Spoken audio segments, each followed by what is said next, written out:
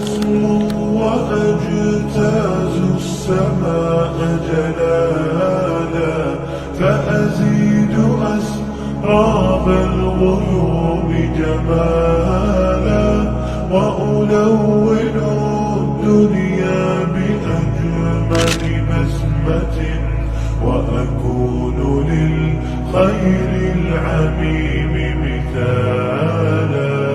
أسمو وأجتاز السماء جلالا، فأزيد أسراب الغيوم جمالا، وألون الدنيا بأجمل بسمة، وأكون للخير العميم مثالا. وأراقب الرحمن جل جلاله، وتقدست أسماؤه